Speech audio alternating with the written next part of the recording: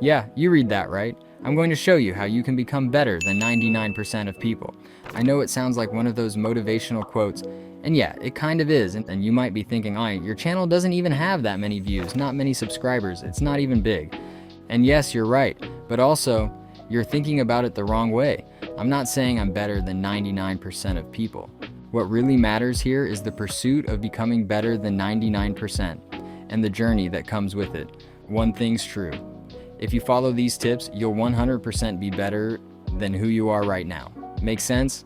I might not be Mr. Beast, and I probably never will be. I'm not competing with him, but I'm being better than my past self, and by doing that, eventually, I'll be better than 99% of people who aren't even trying to reach their personal goals.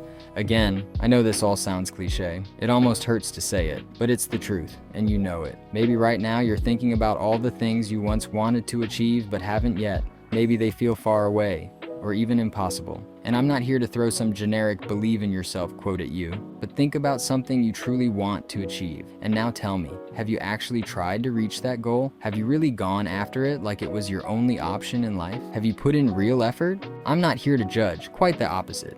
My point is, chances are your answer is no, and if that's the case, then there's no reason to feel discouraged. If you haven't truly tried with all your strength, or maybe with no strength at all, then there's no reason to feel insecure about it. You should only feel that way if you had genuinely given it your all, right? And here's another insight. To be better than 99% of people, you need to do things that 99% of people aren't doing. Which means, it's not just about being really skilled at something. There are other things that make you stand out, and they're not necessarily about raw talent, you get it? Of course you do. If you found this video, it's because deep down you've already realized this and you're looking for something more. Well, being better than 99% of people is kinda easy. And to explain it, I'm going to break it down into 7 areas of your life that you need to improve. Yeah, I know. It sounds like one of those self-help guru speeches, but before you roll your eyes, just hear me out. When I first heard this, I got annoyed. I thought they were telling me to stop hanging out with my friends and give up the things I liked, but that's not really the point. Think of it like this. If you hang out with the 5 dumbest people in the room, chances are you'll be the 6th, and the same goes if you're in the group of the 5 smartest ones. We shape ourselves based on the people around us, and it's not that the dumb people can't be your friends, but if you want to be better than 99%, you should also make an effort to hang out with the ones who are more disciplined, more focused, more curious. And here's the thing, in that example, we're talking specifically about grades. But what if the 5 worst students in the class are also the 5 most athletic, and your goal is to be the best athlete in the room? So why not learn from them? Humans are contagious. If you're constantly around someone lazy, that energy rubs off on you without you even noticing. If you hang around people who only complain, guess what? You'll start complaining too.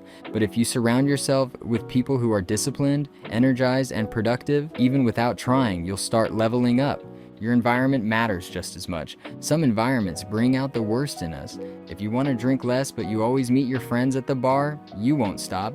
If you want to stay focused but keep your phone buzzing next to you, you won't focus. If you want to eat better, but there's always a bag of cookies nearby, you won't eat better. So, be in environments that make you better. And at the same time, create the kind of environment that makes you better. Want to study more? Set up a space with 0 distractions. Want to work out more? Pack your gym bag the night before and leave it by the door. Want to eat better? Don't fill the fridge with junk food thinking you'll somehow resist it. And look, this isn't about cutting off your friends or never going out to a bar ever again. We're not robots. We actually need those moments where we can relax and even act like total idiots sometimes. You know what really separates people who go far from those who give up halfway? Emotional control.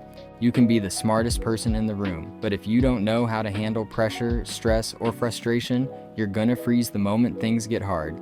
Everything's fine when it's easy, but when it's not, you fall apart. And in moments like that, the guy who's used to failing actually does better. He knows how to deal with his own failure. Don't believe me? Go watch Naruto and then come back and argue with me. Stress is one of the biggest performance killers out there. It drains your energy, messes with your mind, and if it builds up, it can even turn into real illness. But a lot of people treat stress like it's some invisible enemy. They know it's there, but they act like it doesn't exist. The problem is, if you don't know what's stressing you out, you'll never be able to control it. Again, Naruto comes to mind. And don't think emotional control means becoming a Zen monk, smiling while the world burns. What it really means is noticing the signs, knowing when something's wrecking you, and having strategies to deal with it. If you know social media makes you anxious, turn off notifications. If certain people always bring bad energy, limit your contact.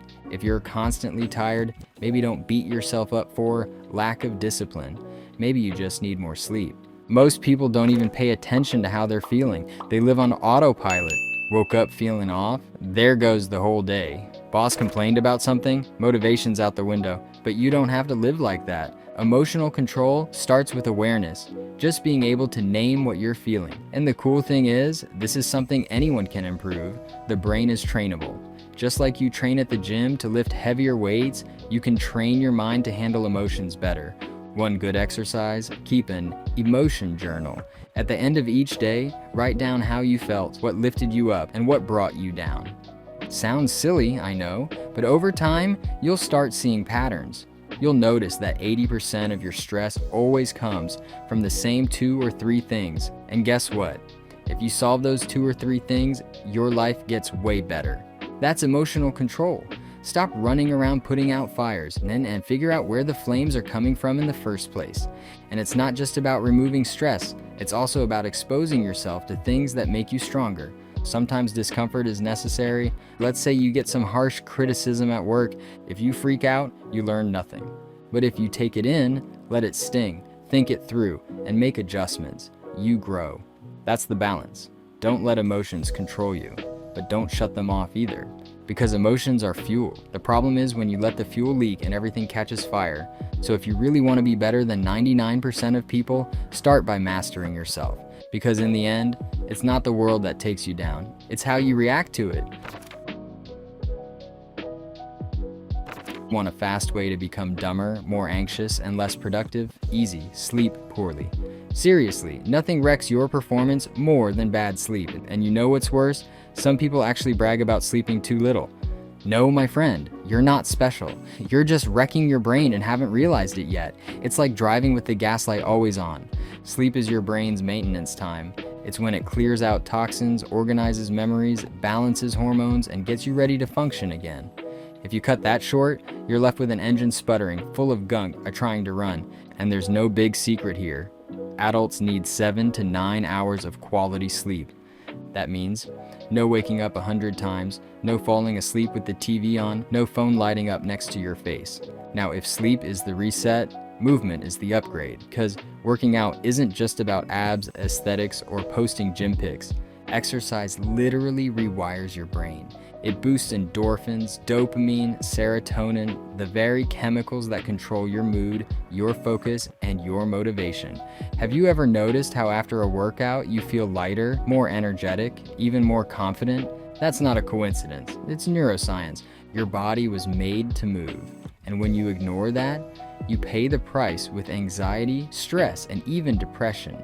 Combining those two, sleep and movement, is like filling your car with premium fuel and doing regular maintenance. So if you really want to stand out, start with the basics that most people ignore. Sleep well, move your body. It might sound way too simple, and it is. But that's exactly why most people overlook it. And that's why, just by doing this, you're already ahead of 90% of them. Your brain is malleable. It literally reshapes itself based on the experiences you go through, the input it receives, and the behaviors you repeat. Which means every time you do something, you're training your brain to do it again more easily next time. Touched an outlet and got shocked? You learn fast not to do it again. Ate an entire pizza by yourself and felt sick after? Your brain stores that memory and warns you next time. The same goes for any habit, good or bad. The problem is, most of the time, we focus way more on immediate pleasure than on long-term consequences. Like when you scroll Instagram for 2 hours. It feels nice in the moment, but the consequences that you lost time ended up more anxious and less focused. Your brain learns that boredom plus anxiety equals phone. Boom, new habit formed. But here's the power in that. If you link positive experiences to good behaviors, your brain starts reinforcing them. It's kind of like training a dog. You give a treat when it does something right? Same thing with your brain. Want to make the gym a habit? Don't force yourself to go every day right away. Start by going twice a week. Keep it simple. Pair it with music you love, a good post-workout feeling, and a relaxing shower after. Your brain learns that working out equals positive experience. The chances of you going again, much higher. But if every time you hit the gym, you almost puke, leave in pain, and absolutely hate it, congrats. You just trained your brain to never want to go back. Want to stop eating junk? Don't keep junk in the house and find pleasure in healthier foods. Want to study more? Make studying a pleasant experience, not a punishment. Want to focus better? Remove the triggers that lead you to distraction. Once you understand this, you take back control, because your brain isn't sabotaging you, it's just responding to the consequences you trained into it. You either let it run on autopilot and turn into a zombie full of bad habits, or you take the wheel and intentionally shape the circuits that'll move you forward. Most people think making good decisions means being 100% rational, like some Excel robot walking around, calculating everything down to the last decimal. If you were purely rational, when someone criticized you, you just say, okay, I understand the feedback, I'll adjust my behavior. On the other hand, if you were only emotion, you'd probably have ruined your life 10 times over, just from the things you said while angry. That's why the brain has two systems, working like a seesaw. The prefrontal cortex, that's your reason, and the limbic system, your emotion. They need balance. It's not about shutting one off, it's about letting them talk to each other. So how do you improve that balance? By becoming more aware of your emotions. Most people don't even know how to name what they're feeling. They're irritated, but say they're just tired. They're anxious, but say they're just worried. They're sad, but mask it with a, nah, I'm good. If you don't recognize what you feel, how can you possibly control it? Remember that emotion journal I mentioned earlier? The more you label your emotions, the more your rational brain, the prefrontal cortex, steps in to help organize what the emotional brain is shouting. You're literally training your brain not to be hijacked by the moment. And don't think one system is good and the other is bad. Emotion is fuel. It moves you, gives you strength, pushes you forward. Reason is the steering wheel. It keeps you on the right path without crashing into something. That's balance. One thing most people don't realize is how much relationships shape our happiness. And I'm not talking about having tons of party friends or being the most popular in the group. I'm talking about quality, real, meaningful relationships. The kind of people who truly listen when you talk and genuinely care about you. The ones who stick around when you mess up badly, but also aren't afraid to call you out when you start slacking. The ones who lift you up, not drag you down. The biggest studies on happiness in the world all say the same thing. People with strong relationships live longer, have fewer health issues, and feel more fulfilled. And it's not about having a huge network. Even just one or two deep connections can completely change the way you see life. When you don't have real connections, you feel that emptiness. Sure, you can fill the time with work, distractions, social media, but deep down, something's missing. And that feeling is real, because being human means needing connection. So build strong bonds, be present, be loyal, because in the end, it's not about what you have, it's about who's by your side that makes the difference. You know that whole you have to stay motivated all the time thing? Forget it, that's impossible. No one wakes up every day fired up, ready to conquer the world. Okay, maybe some people do, I don't know, but I'm not one of them.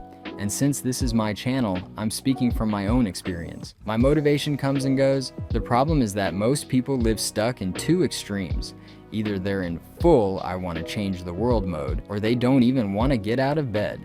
And the secret isn't picking one side, it's learning how to work with both. You need dopamine. It's what gives you energy to chase goals, study, work out, get things done. It's that hunger to cross the river and grab the oranges on the other side. Without that hunger, you don't move. But dopamine alone won't get you there, because if you spend your whole life chasing something without ever feeling like you arrived anywhere, the emptiness hits. That's why you also need serotonin, the ability to feel joy with what you've already achieved. To look at the oranges already in your hand and think, wow, this is good, I did it. Most people mess this up. They live in constant, I want more, I want more, I want more. They get a job, they want a better one. Make some money, want double. Start a relationship, already looking for the next thrill. They never stop to genuinely feel satisfied. It's like playing a video game but never saving your progress. You beat the level, but next time you have to start all over again. The real balance is hunger plus real gratitude. Not fake happiness over crumbs, but genuinely feeling good about what you've built while still using it as fuel to go for the next step. Take my channel for example. It's still small, and yes, I want to grow it, but I also have to balance that by appreciating what I've already built. I know I can do more and should aim higher, but recognizing how far I've come is part of the process too. Being better than 99% of people isn't about being some robot obsessed with goals, and it's not about settling for less either. It's about being someone who goes after what they want with real drive, but also knows how to pause, breathe, and enjoy what they've earned. Because in the end, life isn't just about going further. It's about being able to look back and feel like it was all worth it. And trust me, none of this will be worth it if you don't leave a like and subscribe to my channel. See you later, alligator.